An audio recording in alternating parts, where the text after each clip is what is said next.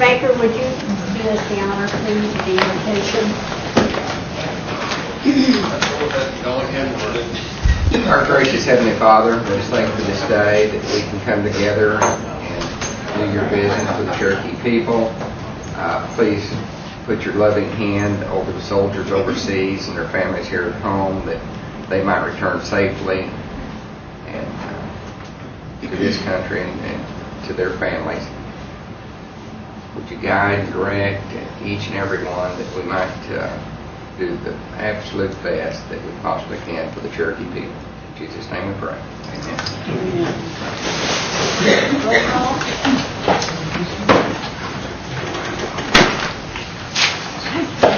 Mary Fraley. Here. Bill England. Here. Bill John Baker. Here. Jack Baker. Here. Harley Buzzard. Here. Julia Coates. Here. Bradley Cobb. Joe Crittenden. Jody Fishinghawk. Here. Janelle Fulbright. Don Garvin. Chuck Hoskin Jr. Here. Tana Glory Jordan. Present. Curtis Snell. Here. Chris Soap. Here. David Thornton. Present. Kara Cowan Watts. Harmony. We do have a quorum. We have a quorum. Next order of business, approval of the May 27 regular session minutes. We entertain a motion to approve as written. I move to be approved. We have a second. Any discussion? All in favor, signify by saying aye. Aye.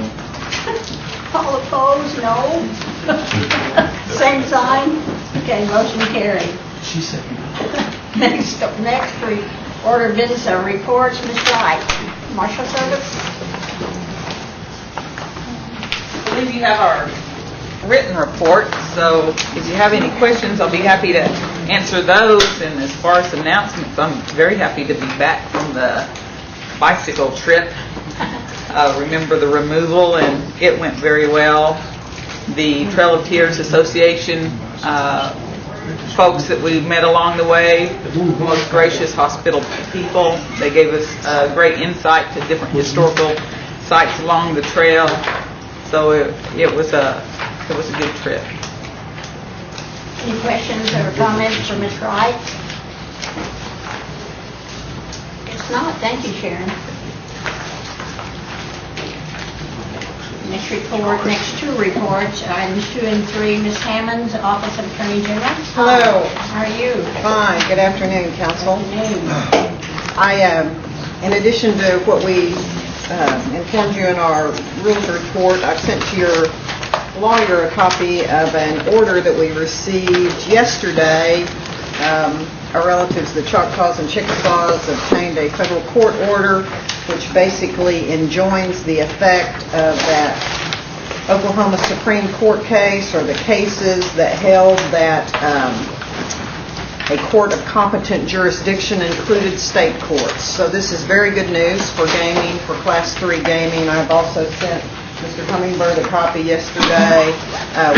Ours is in the same pipeline that this was in with the arbitrator, and we fully expect, knock on wood, the same result. So that's good news indeed. Other than that, I'd be happy to entertain any questions. Questions or comments from Ms. Hammond? If not, that's quick. Okay. Thank you.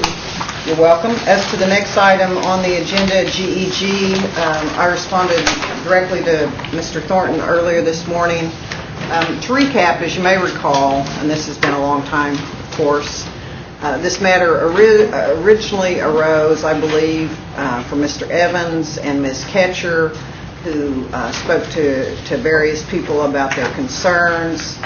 An internal audit was performed by Sharon Bertram and her people. She reported to us, and Marshal Wright and I asked that a federal investigation be opened. One was, it took years, and just in the last few months they have told us that no charges will be filed. Tribal charges are not an option in this case because all of the players are non-Indians. What remains is a counterclaim in the pending tribal court case in the Majewski termination case. I sent Mr. Thornton a copy of that this morning, and I believe I copied Mr. Hembry on it. That's still pending, and outside counsel is handling that for CNI, but they're working closely with us and Mr. Huffman and keeping us informed of the progress. As to the GEG stock, Sharon, Sharon.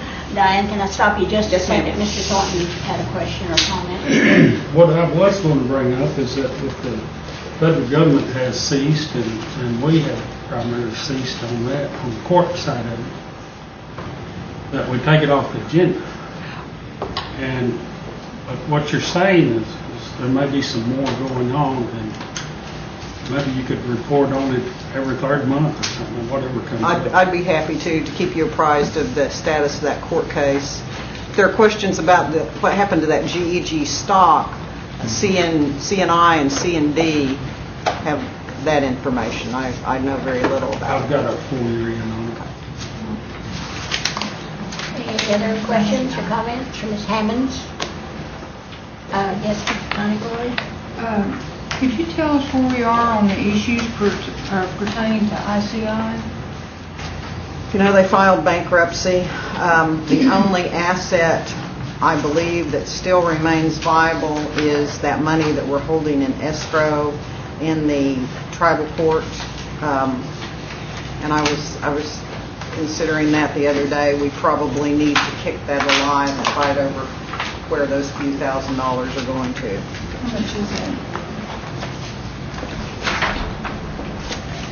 Right around 20, council member. I can't remember off the top of my head. It's not a whole lot. Right around 20,000, 18, something like that. What about the bond? The What they Fayetteville bond. Bonded? I'm not. I know about the bond, but I'm not. I can't fully answer your question standing here. I'll have to get back to you on Could it. you next month give I us will. a complete update on all of the issues? Sure. And was there any thought that he may have personally, in any way personally guaranteed or signed any contracts with us? As far as I recall, he did not. Could you? I will, and Check I will into also that one check more and see time. exactly who took bankruptcy, of course. And they did not ask for the money that we were holding in escrow during the bankruptcy process? No? At one time, Callie had some money on her books too. That's it. And it was $100,000, I thought. This one's small. This one is one of the people that was using the facility, the dump out there, made a payment, and it was I want to think it's in the tens of thousands of dollars, but I don't remember. Maybe the $100,000 was some sort of bonding situation. Maybe. But what we did was take that, we fought about it once in court, and the court ruled that they were just going to keep an escrow account under the court supervision, and there it remains. If you could look at all the issues pertaining to ICI and give us a complete report next month, I would appreciate it. Any other questions? Mr. Thornton, you're proposing to just leave it on the agenda at this point? Take it off the agenda, she'll report on whatever she has to report on in the next Okay. 3 months or something like that. I have a However motion to remove the GEG investigation report, and she just report on it quarterly. Is that all right, Mr. Thornton? Just a friendly amendment, would you leave it on? I don't have a second yet. Okay. You want to second it? With a friendly amendment? Second with a friendly. Let's consider leaving it on one more month and have her give us a complete report on value of stock and. I may have that report here pretty soon, because I've asked for it. At least to bring it to us by next month. So And then we go quarterly. Yeah, we should have okay. Would that be Okay. possible? Mhm. I'd like to hear about the value of the stock and what's Yeah. left and What happened? just a complete one last discussion on it. I mean, it was a $5 million hit for the Cherokee people, and I certainly think it warrants you revisiting all issues during this next month and then coming back with any and all suggestions, and if you suggest we close it, I guess there's not a whole lot we can do about it, but I would like for her to take one more look at all the issues and see if there's any way of recovery on anything. So you want to withdraw your motion to take it off the I'll agenda? take the second. Okay. So you're proposing we Leave it on remove the this A next month. month? Okay. Mr. Hoskins? I just wanted to, and I think Councilor Jordan is suggesting this, but that the report include a reasonable amount of kind of background context so that we kind of have a self-contained report, particularly for those of us that didn't serve on the council during the Yeah, a written report is what I think Councilor Jordan is With asking. recommendations. Mr. Right. Thornton? Excuse me, Mr. Hoskins? No, thank you, Madam Speaker. Yes, sir. I've asked them for you for all the information concerning the stop. So we should receive it. But when we do, we all have, everybody have a copy of it. Okay. All right, any other questions or comments, Ms. Hammond? Thank you, Diane. Thank you. Election Commission, is anyone here? Mr. Johnson? Do we have a motion on the floor? He went through it. No, he didn't. No, that's right. All in favor, signify by saying aye. Aye. All opposed, same sign. Motion carried. Thank you, Mr. Baker. Mr. Johnson, election, or someone from the Election Commission? We have their report. I thought we would be here. Tax Commission, Ms. Mr. Yes, Chairman. Mr. Butler. Last month, I had asked for the Aspen precinct and I believe the Bell precinct to be reconsidered. I'd like to have a report on it to see if that had been done, because what I've been seeing in the Phoenix paper is that they are announcing those are closed. So I'd like to have a report on what action was taken on those things. Thank you. Okay, Shelley, did you make that? Ms. Swepston? Hi. I'm Karen Walls with Tax Commission. Sharon's Have on you? travel status this week. She submitted her report, and I'll try to answer any questions that you might have. Any questions? from the Tax Commission? Got off good today. Thank you. Ms. Hanley, self-governance.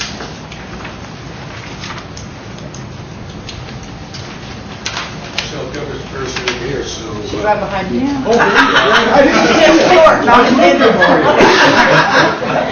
Thank you. They have to be in. I am standing up. Just a couple of updates. We are preparing for the DOI negotiations and trying to establish some meeting dates with not only DOI but the Office of Special Trustee on any updates to the MOUs that we have with them. On contract support costs, we have been working with the department on distribution of the increase of CSC. There's still some errors in that report. However, we did go ahead and make a 50% distribution, sent out the report for tribes to review and make any corrections or updates to that before the final distribution is made. So at least 50% of the money went out to the tribes, so that's a good thing. We also attended the congressional hearing on the Title IV amendments, which I've mentioned before is basically getting the Department of Interior up to, in a lot of respects, up to the same standards or statutes that are in Title V with IHS. I was actually scheduled to be in D.C. Today and tomorrow for a meeting on the markup of that bill. The Department of Interior and the tribal reps that have been working on that had some congressional questions to answer. The department has not responded to congressional staff in regards to those questions to date, so that markup has been postponed. The tribes will also respond once we get answers from what the department has responded to those congressional inquiries. We just received, just before I came over here, another distribution of our 2010 roads funding. We just received about $6.3 million. That gets us up to 90% of our distribution for 2010. The only other thing that I'd like to add to an update is we've been working on Recovery Act and getting prepared for the next reporting, which will be July 1st through the 14th. That'll be the next reporting period, and so I'll give you a full report next month as to the status of the recovery reports that we've been submitting. Any comments or questions for Ms. Hamby? Thank you for that vote. I Mr. have Buzzard? Vicki, I don't know if you've heard or not, but I left the NCAL meeting a little earlier yesterday, and they were going to have I don't know if it's a ruling, because Assistant Secretary Eckelhoff is there. They're going to talk about question 10 for the road program. Have you heard how that went? Do you know if they made any rulings on that question? I've heard rumors, but I have not seen anything official today. Okay. And I don't know if maybe you've heard the same rumors. I don't know whether to go ahead and say what the rumors are, because I don't have any factual evidence to that. But Mr. Ragsdale, you have a comment? Yeah, I think there's been, I don't think it's any rumor. I mean, this came up when I was director of the Bureau of Indian Affairs, so I'm not telling you any in-house secrets, but there has always been competition amongst the various tribes scattered out through the United States for the formula allocation of roads money. And in simple terms, the so-called land-based tribes argue that they're more dependent on this fund than other tribes, like in Oklahoma, Alaska, California, and elsewhere, that are not as dependent upon the federal transportation system. And so they have been advocating for years to change the formula. Our position, that is the position of the Cherokee Nation, is that the formula was put together by a consensus of all the tribes across the United States. In fact, I attended some of those meetings when I was an employee of the Cherokee Nation, to come up with one formula for the allocation. And the larger-based tribes feel slighted that their position simply is they're not getting their equivalent share of the money, and so have long been proponents of changing the formula. To the best of my knowledge, if you're going to change the formula, you're going to have to go back to negotiated rulemaking, and you would have to do it with even if you were going to shortcut that process, you would have to propose a rule, seek public comment, and then the rulemaker would have to decide the merits. So it's our view that if anybody did this arbitrarily, the Secretary of the Interior or anybody else, then that would prompt probably lawsuits from the Oklahoma tribes, the California tribes, Alaska Native groups, and so on and so forth. But it's a rumor or talk that doesn't die. So even, Madam Chair, so even Pat, with the coordinating committee, the way it's set up now, they have a representative from the 12th region, and they look at those items. It still would have to go to a negotiated rulemaking committee to make that law. That's our opinion. That's my opinion, too. That was my opinion when I was director of the Bureau of Indian Affairs, but I'm not director of the Bureau of Indian Affairs anymore, so Well, that's how I feel about it, too. my opinion may not prevail, but Vicki, if you get anything, or if you get anything about that yesterday, I'd appreciate it. Email me and let me know what went on. sure. we will. Thank you. And we've also took the stand that it's not within the authority or the purview of the coordinating committee to take that particular issue on. It's not within their scope. Yeah, and I agree with that as well. The coordinating committee is a coordinating committee. Yeah. They do not have authority to change the federal rules. Thank you. Any other questions or comments from Ms. Hammond? Thank you, Vicki. Mr. Hummingbird, Gaming Commission. Thank you for gracing us with your presence today. Just trying to make your life a little bit brighter. I believe I got my reporting on time. If not, I'll have to supply it with me. I'm glad. I did good. But if you have any questions over that information, there's also one other piece of information that has come about in the past couple of days, and received word a couple of days ago that the Senate has confirmed Tracy Stevens as next chair for the National Gaming Commission. Haven't heard much more beyond that. I've been trying to reach out to some of my contacts back east, but everything's kind of quiet on that front right now. But that is the latest word, is that she has been confirmed by one of the Senate committees, so we'll see when she's actually going to take the helm. Other than that, everything's been sort of quiet the last 30 days or so. So it's unusual. Good, or? Makes me nervous. Makes me Anyone have any nervous. questions or comments? Yes, Mr. Buzzard, and then Ms. Fishinghall.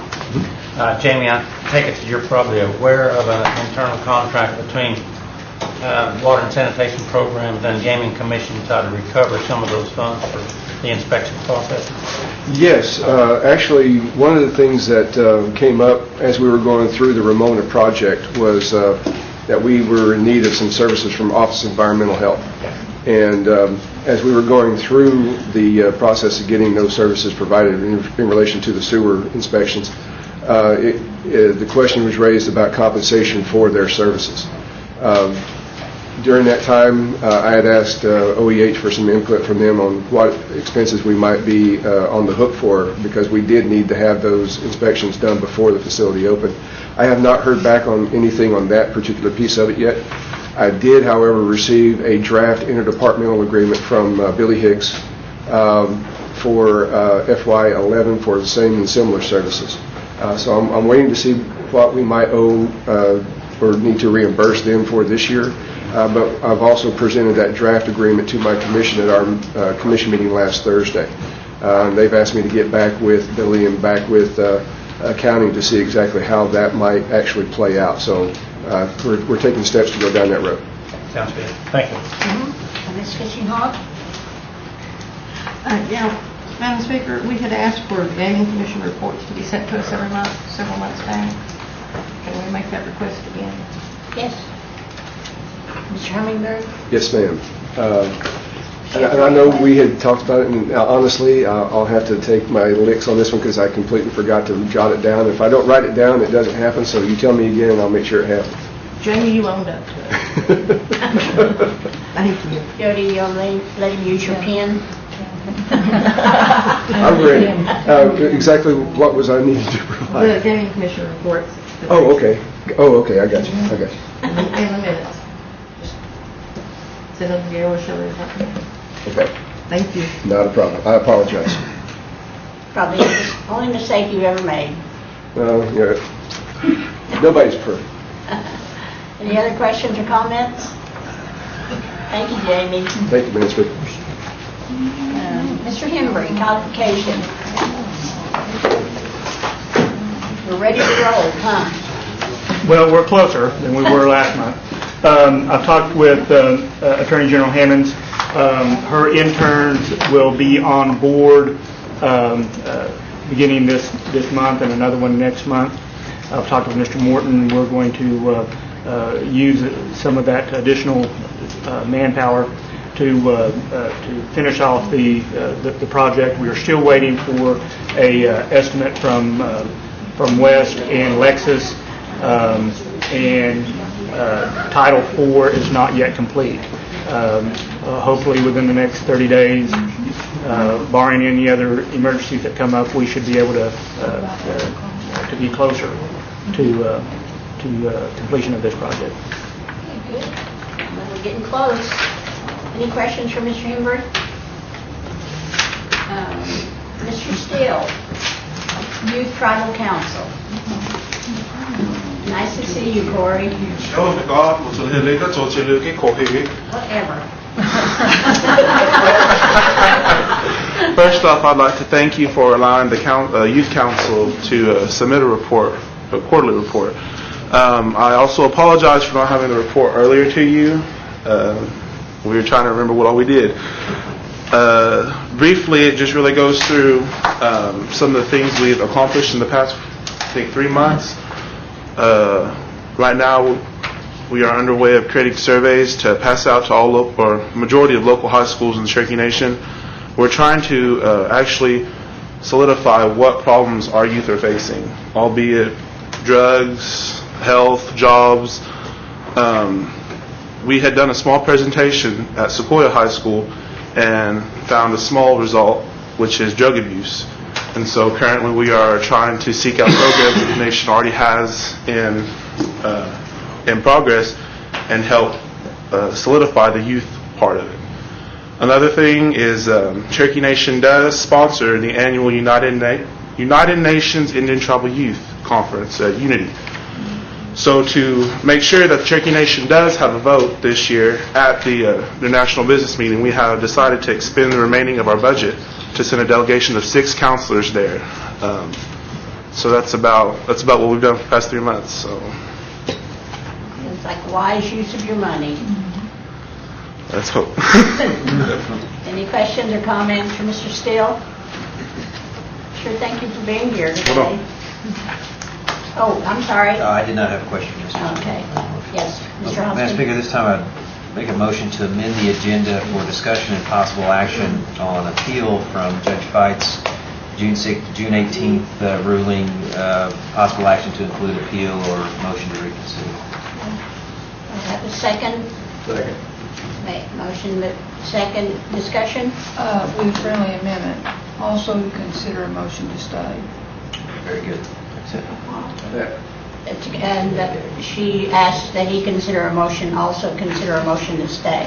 And Madam Speaker, just to be clear, I didn't want to limit the discussion on the possible actions, but that would be included among. Okay.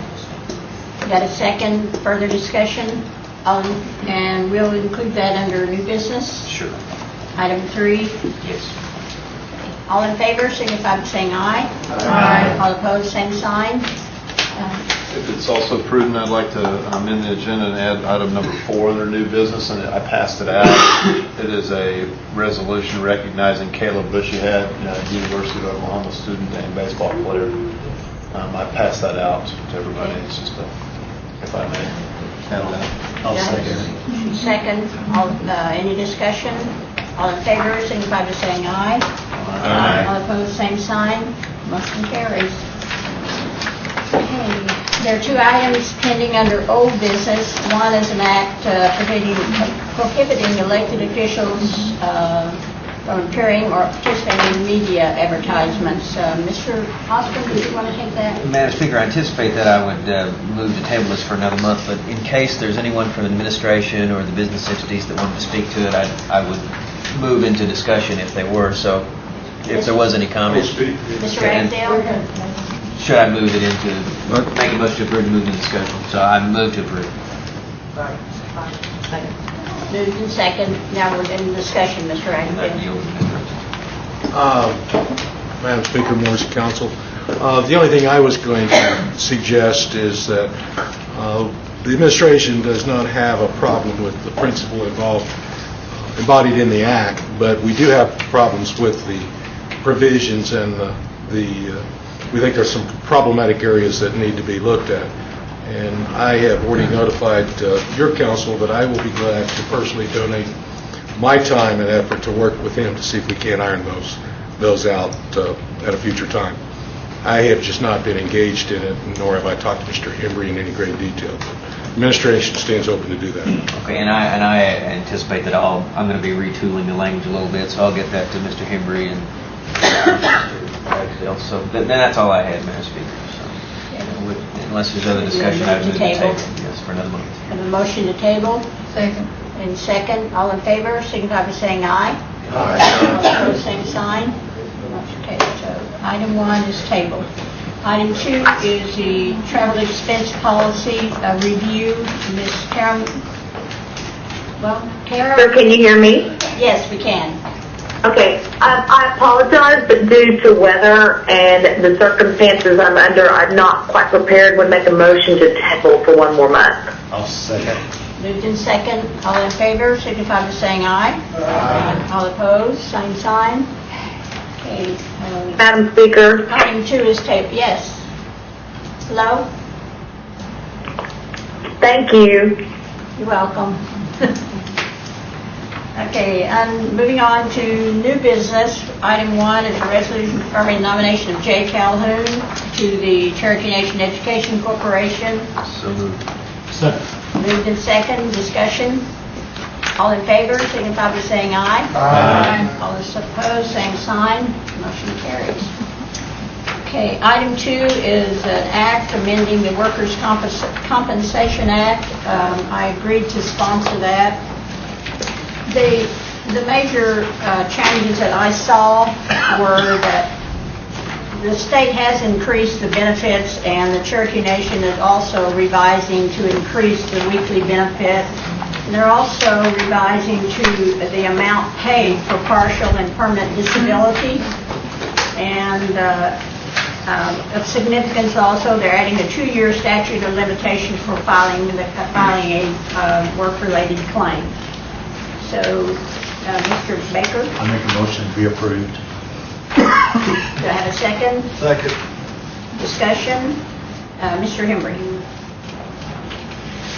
Not Mr. Hembry, Mr. Well, I'm really with it today. Well, I had a question on is this mirroring a lot of what the state of Oklahoma has done, Yes. including the reduction of the statute of Yes. limitations? I mean,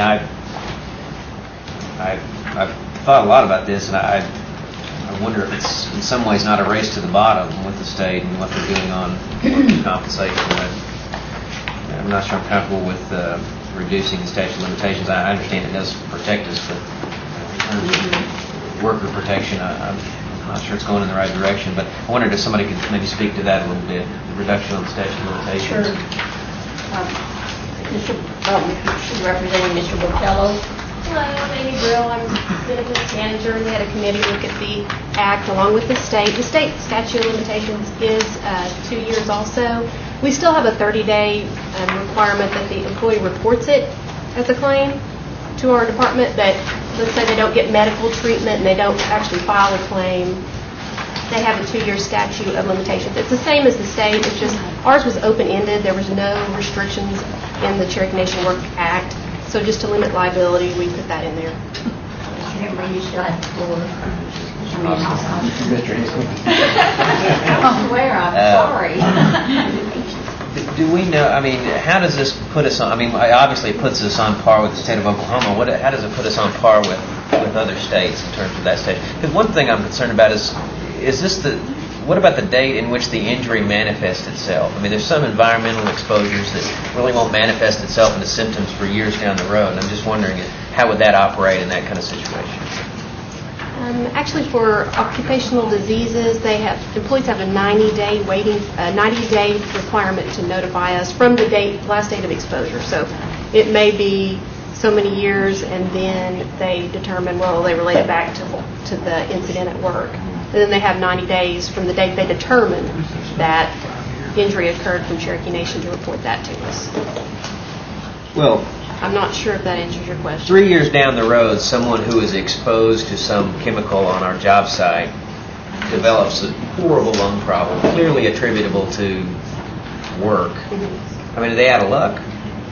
I think the way that it was, I'm not sure if someone's here from AG's office that can answer that. It's my understanding that we're looking at a date that that employee knows or should have known that injury was related to Cherokee Nation work.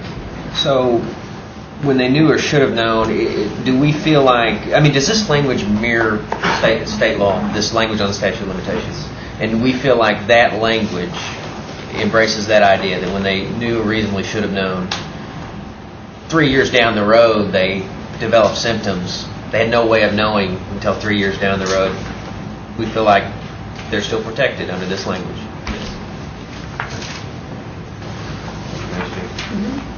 Ms. Corey Jordan? Okay, under section 13 on page 9 on filing of a claim, it says within 2 years from the date of the injury. Where is the part where it says from the date that you realize? I know a lot of statutes say that, but maybe I'm missing it. Could you point me to the part that you just said that they have 2 years from the point where they realize they have an injury? Non-information managed figure. Is she talking about page 10 of the document, paragraph C at the top? Is that what you're talking about, Council? Well, I'm actually talking on page 9, section 13A, but it also carries over to C on page 10. Thank you. If you look at page 9B, if they have a claim for an occupational disease, they need to report that within 90 days from the date of diagnosis by a physician. Now, which one is that? That's on page 9B, under section 16. Is that consistent with they've got 2 years to file their claim? Yes, because once they actually they've got 90 days to let us know that they have an injury related to the act. And then the 2 years is the date they actually file a claim. And that is the date that they actually can file for, maybe they have medical care they need. Okay, so the way we should read this is that if 3 years from now I develop a lung problem for something that was in work-related, say in the building, then I still have 2 years to file my claim? If they were diagnosed, would they have another 90 days from the date they were diagnosed? Or do I just have 90 days? Well, it really would depend on the definition of occupational disease. Specifically on section 16B, claim for occupational disease. Now, that in and of itself is a term of art. Shall be made within 90 days from the diagnosis by a physician. Now, if you turn to the next page, we're still on section 16D. All claims for any compensation or benefits under the Workers' Compensation Act shall be deemed closed upon a degree of final order issued by an arbiter or upon agreed settlement or upon a full and final release, or in the alternative, 2 years from the date the notice of the injury was given to the employee. So that's when they knew or should have known. Okay?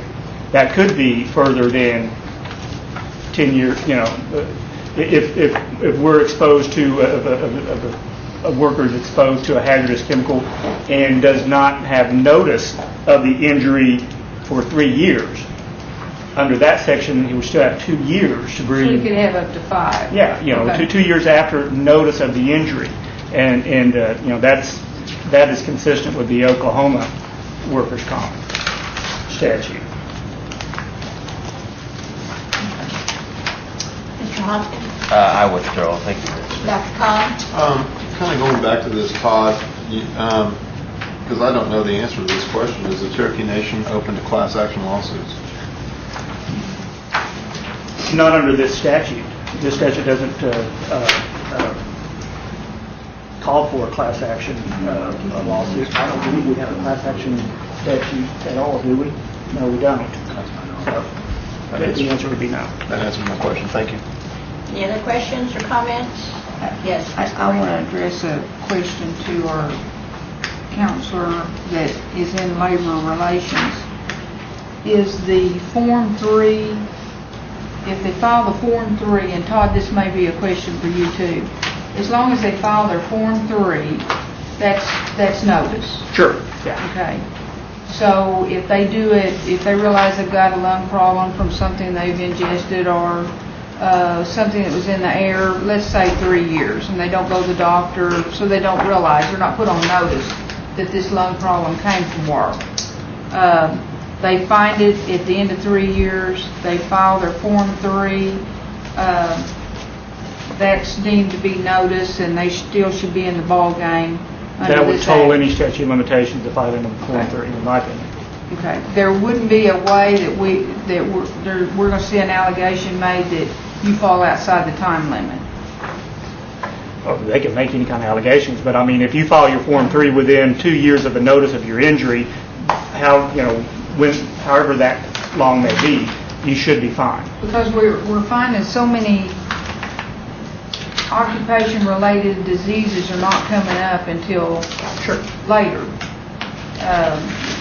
If it's something that a worker pulls down a wall, ingests something, and it just is, they don't know about it until several years down the line, I don't want them to be out of time on filing if it's going to be a long-term problem. And I think this act wouldn't prohibit that. Any other questions or comments?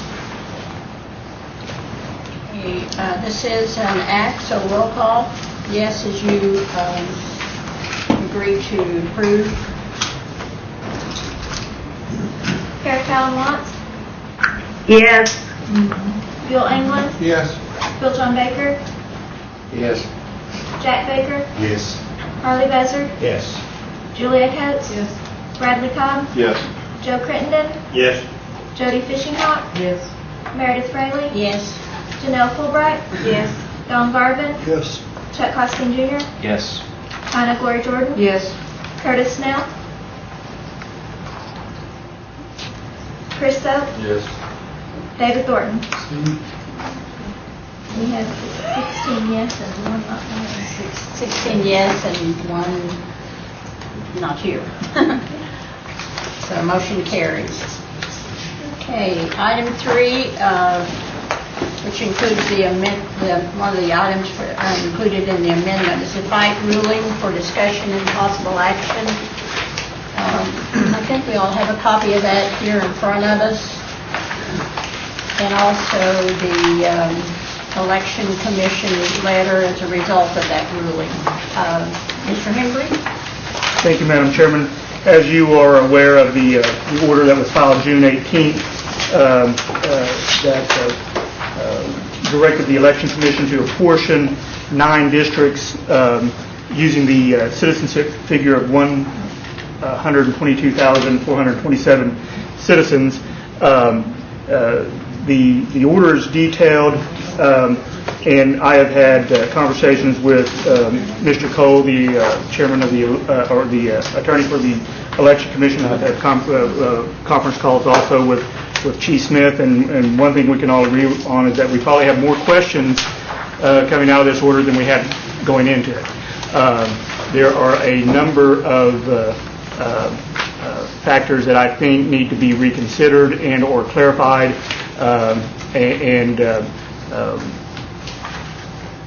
being with the previous positions of the chief, that my action should be at the direction of the council. I am asking for some type of direction. In order to file a motion to reconsider or clarification, that needs to be done within 10 days from the date of the order, which is, this date is June 18th. So I would have till June 28th to file a motion to reconsider or clarification and or stay. I've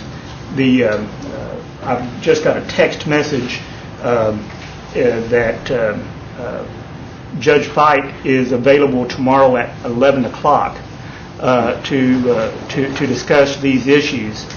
I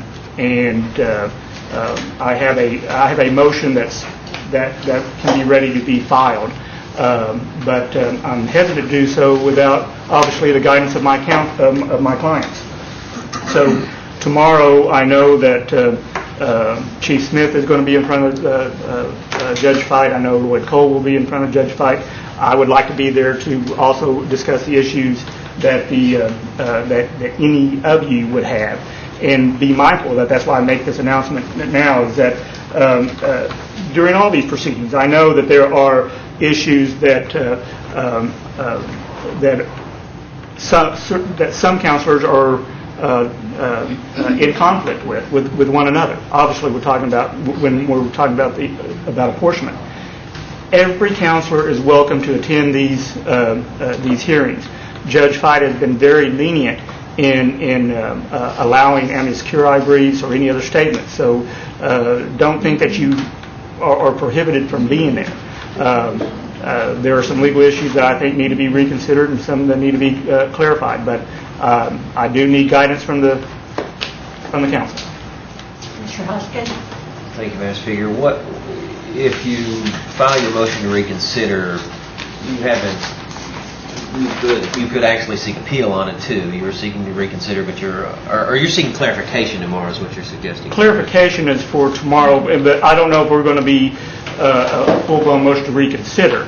I think well, for instance, for clarification tomorrow, one thing that needs to be clarified in this order is that Judge Fite ordered that the 9 district as drawn was unconstitutional, but yet he ordered the election commission to reapportion 9 districts using 122,000 figures. Now, I've looked at the math. I'm not a mathematician, obviously Doug is, but you still have the same skewed variances if you use 102, 110, 122. And also there was question, did this order require the election commission to actually redraw districts? That conversation has been had. Obviously, I am a firm believer that only the council has the authority to actually redraw district lines. These are some of the issues that we need to talk about. Now, whether there is a violation of a separation of powers issue by a member of the judicial branch dictating to a legislative process a number of citizens, does that violate separation of powers issue? That may need to be reconsidered. Does the fact that some of these citizens that are counted within the jurisdiction for apportionment process, but yet are also represented by at-large councilors, does that amount to an equal protection issue? These are questions that need to that need to be ferreted out. You could literally have a situation in which a Cherokee citizen could have representation by 4 councilors. This is something that we need to would need to ferret out. And also, I've talked with Chairperson Fraley. I believe that it would be very beneficial to the council to set a special rules meeting and have proposed legislation of 9 districts, whether we redraw the lines, 15 districts, we have to redraw the lines there, or 5 districts, and determine how you want to divide it up on 5 districts. But I do believe that if we have a standalone rules meeting within the next 12 to 13 days, that would be very beneficial to try to come up with a resolution to this matter. But at the very least, I would want some type of guidance to preserve the motion to reconsider, a motion for clarification. Well, I just think this decision is just a breathtaking assault, for lack of better words, on this institution. So I hope it doesn't stand. There's so many problems with it. At what point do we miss the boat on appealing this to the Supreme Court? Well,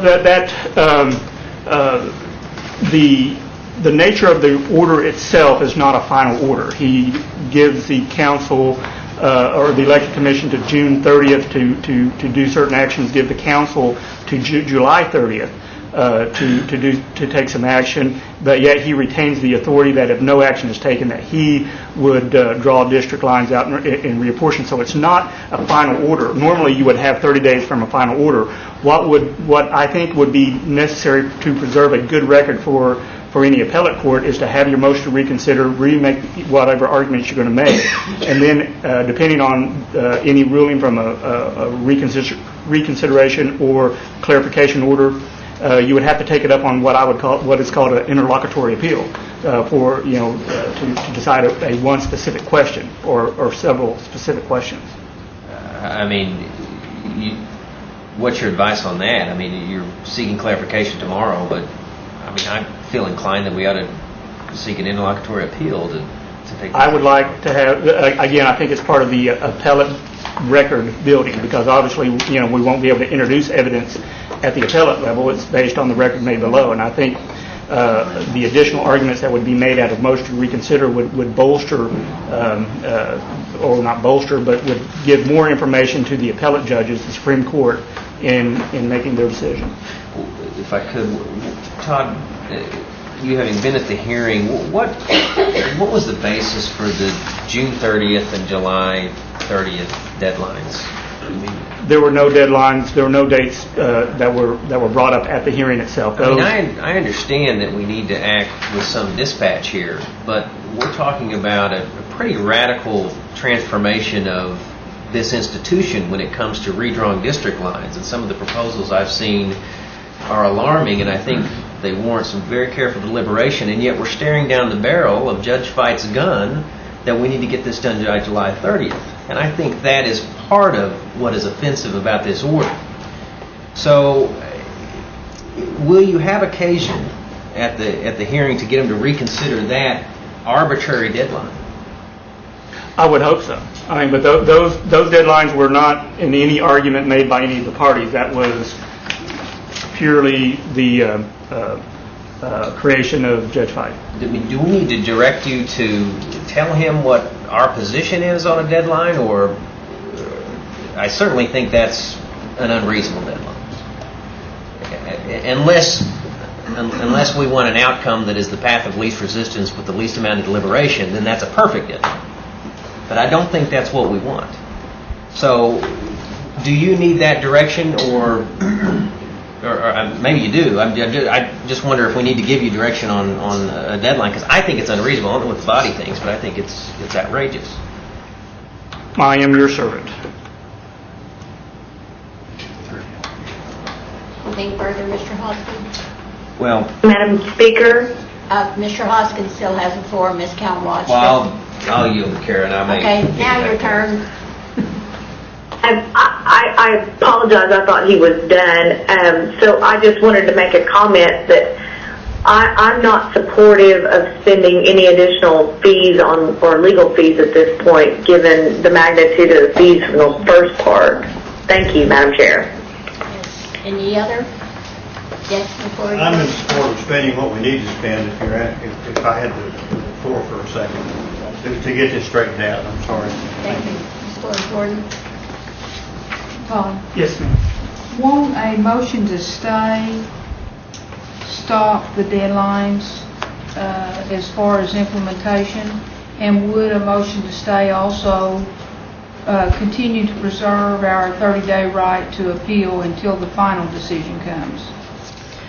It would. I mean, what I would contemplate filing is kind of what we call a kitchen sink type motion, which would be a motion to reconsider, or and for clarification, or in the alternative, a motion to stay. You invite it all in one motion, and you give the court leeway of what they would want to do. I don't. To be honest, I don't think we will come up on the right end of the stick on a motion to stay, but I think if we make it in a combination motion, it also obviously gives the court the opportunity to stay. But one thing that we need is clarification and asking the court, well, did you really mean to do this type deal? I would make a motion that we direct our counsel to file that motion to reconsider, coupled with a motion to stay, and to be in attendance tomorrow at 11 to seek more clarification from the judge on some of his rulings. Second. We've got a motion and a second. Any further discussion? All in favor signify by saying aye. Aye. All opposed, same sign. Aye. One no. Okay, Mr. Embry, you have your marching orders. Thank you, Madam Chairman. Yes. Item 4 was a resolution proposed by Dr. Cobb. Have it for somewhere. Thank you, Go right Madam. ahead. Thank you, Madam Speaker. This is a resolution recognizing and commending University of Oklahoma student and Cherokee citizen Caleb Bushyhead, who is a member of the University of Oklahoma baseball team that's competing at the World Series in Omaha. He is the only Sooner to play in all 2010 season games, and he leads the team with starts. He's played an integral role in advancing the Sooners to the winners bracket during the College World Series. And I would invite any other sponsors, especially the at-large sponsors at this time, if they so choose, or anybody else that's... I will. Julia and Harley, did you have, Chris? And some fishing rod? You're going to be added, right? And Mr. Thornton? Anyone else? Then I would make the motion. Any more discussion? All in favor, signify by saying aye. Aye. All opposed, same sign. Motion carries. Okay, before you, well, no, it's not before you. I'm handing out here some proposed legislation on redistricting, which I agreed to sponsor. And there is a map attached proposing 5 districts. There you go. I think the approach to take on this possibly is to give you time to consider, and we would set up a special rules meeting to discuss this. I think it's a very important item for discussion, and that's why I believe a special rules meeting should be established. And in order to accommodate everyone's, hopefully, your travel, we could set that special rules meeting on the day of the July Tribal Council meeting. That would be July 12th at 1 o'clock, and that would give us from 1 to 3 to discuss and take possible action. Yes. Do you want to bring this forward to the agenda, or are you just... No, I'm just making an announcement, just handing it to you for discussion at a special rules meeting. Mr. Emery? Hoskin?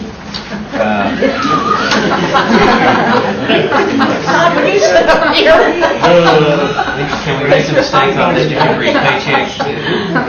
For the record, I'll take that as a compliment. Do you have any alternative dates in mind, Madam Speaker? Is that their only option? Well, I'm just thinking about everyone's travel. We could do it on Monday, or we could do it on Tuesday. When's that? In the 12th or the 13th. And this would be moved to full council? And then we could take the full council, or the chief could set a special council meeting. Or maybe the 29th when we're here for rules. I would say the problem I have with anticipating moving it to full council is that I will be kind of shocked and disappointed if it takes us one meeting to radically change our institution based on redistricting. So I think I'd be opposed to putting it that day. I wonder if we can pick another day. Okay. And I know Councilman Thornton's indicated he may not be available. I think we need the full contingent. Ms. Cora Jordan? On the 13th, we could do it in the afternoon if that, I'm not ready to make that motion and let, no, Chuck, are you going to be here on the afternoon of the 13th? I can't be. Well, then I'm not interested in the 13th. Let's do it on 24th. The next one. I would agree with that. July, Saturday. Well, the Thursday you have the last one. The Thursday is the last The next unit. Rules meeting, I think, that's the 29th. 29th. Mm-hmm. That's when everyone would be here also. I would only ask that it start early, because I think it's going to generate a lot of discussion. Possibly more than even, 12 to 1 won't be, we need to start in the morning if that would be possible. Everybody be here on the 29th, say at 10 o'clock, What day is that? That's a Thursday. July 29, 10 o'clock. Can you repeat that time? July 29, 10 o'clock.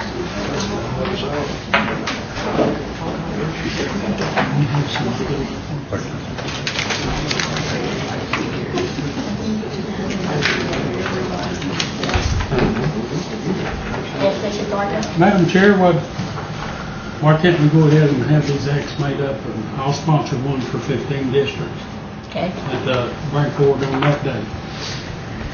And I'm working on one for 15 districts. Okay. And then the court is ruled 9 districts, so we need to bring one forward on 9 also. That's what I was thinking. Why don't we put them all on there, 5, 9, and 15?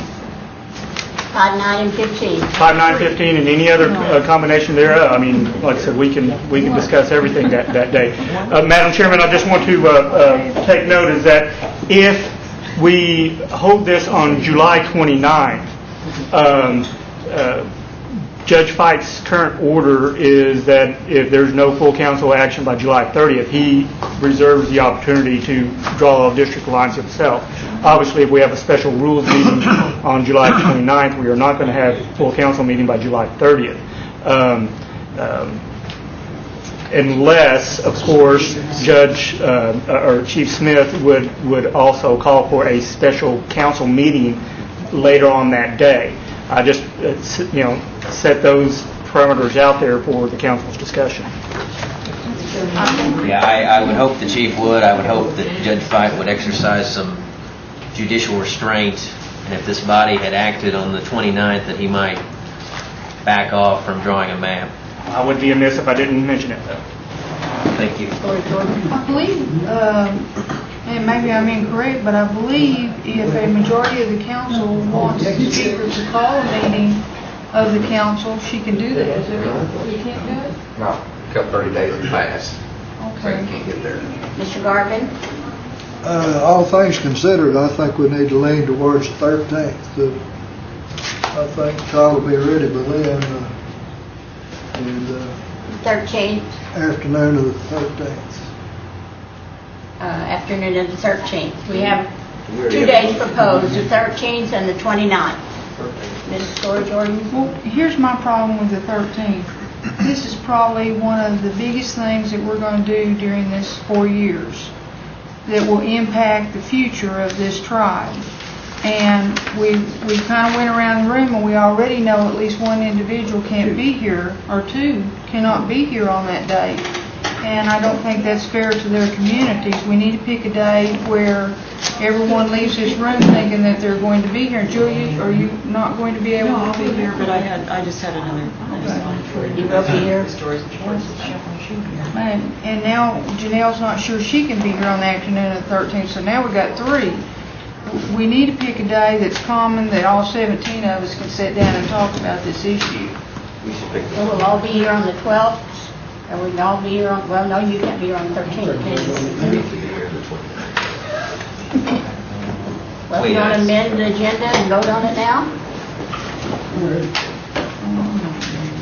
Yes, Mr. Baker? Did you have something first? Yeah, I had asked you. You want to yield to her? Okay, Ms. Coates? I was just going to make the suggestion, perhaps, I know it's early for everybody, but maybe at 8 o'clock on the 13th, would Tuesday morning, before our regular meetings, if we had 2 hours before our regular meetings started. I know many people spend the night in town on the 12th. I was just going to offer that as another possibility.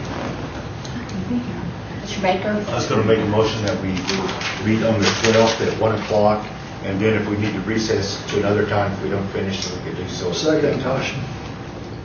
Moved in second. Discussion now, Mr. Thornton. I'll make a motion. We consider this now. Okay, we have a motion on the floor. Amend the agenda. Madam Speaker, I point of order, I had understood Mr. Thornton had made the motion for the 29th, and I don't think we were... Did you make the motion, or did you just throw that out as a date? Oh, I'm sorry, I So it still needs a misunderstood. second. A second. You have a motion and he has a second. Hold on, Jack. Any discussion on the 29th? At what time? The morning? 10. 10 o'clock? Got that? 10 o'clock, July 29th. Yes, Ms. Lori Jordan? Would you accept a friendly that we also request the chief to set a special council meeting for that same day?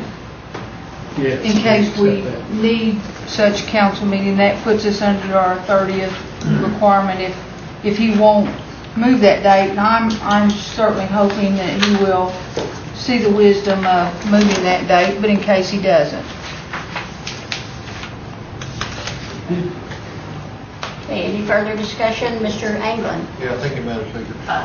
The 29th, I can't be here, so, I mean, I'm all for everybody being here, but.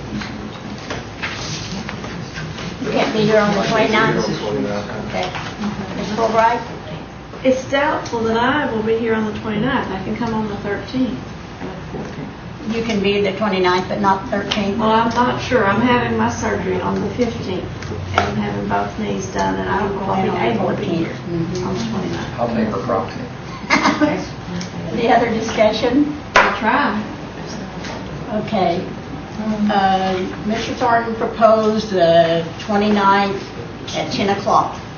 All in favor signify by saying aye. Aye. All opposed, same sign. Aye. Roll call, just to be sure. On the 29th at 10 o'clock. Yes, as you agree. Meredith Fraley? No. Janelle Fulbright? No. Don Garvin? No. Chuck Hoskin Jr.? Yes. China Glory Jordan? No. Curtis Snell? No. Chris Soap? David Thornton? Yes. Kara Cowan Watts? No. Bill Anglin? No. Bill John Baker? Yes. Jack Baker? No. Harley Buzzard? No. Julia Coates? No. Bradley Cobb? No. Joe Crittenden? Yes. Jody Fishingham?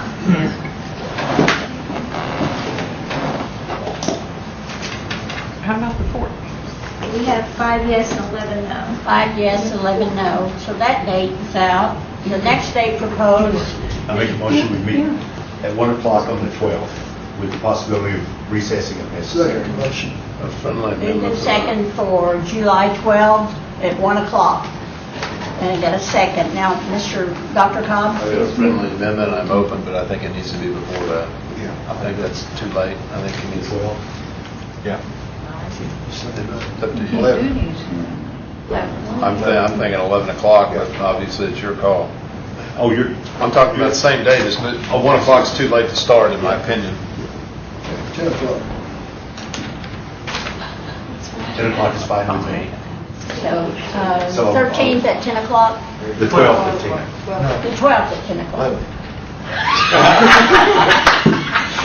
Okay. Sold to Mary. Did we have a second? Sold to the man from Mary. Okay. Now, discussion? I would ask for you all to consider a friendly amendment that the 14th of July seems to work with everyone that's having a hard time getting here. And that's a day by itself. Okay, we have a motion for the... But I'm asking them as a friendly amendment to 12th. reconsider the day. No, not at this time. Then, okay. Madam Speaker, on information, is the current motion the 12th at 11 a.m.? 10. 10 a.m. I don't want to confuse it any further, so if that's possible. All right. Very And the good. 12th is on the Monday at 10. Any discussion? More discussion? All in favor of meeting, a special rules meeting at 10 o'clock, July 12th, signify by saying aye. Aye. All opposed, same sign. Aye. Who were the noes? I just remembered. Mr. Thornton. Okay, 10 o'clock, July 12th, Not in the special mornings. rules. I'm starting at NSU in the mornings. Okay. I just remembered that. Mr. Thornton, did you want to make a motion? Opposed? 1 o'clock. I want to make a motion to do something. One would have been best for me. All right, any announcements? Any announcements? Entertain a motion to adjourn. We adjourn. You have a second? All in favor, signify by saying aye. All opposed, same sign. We are adjourned.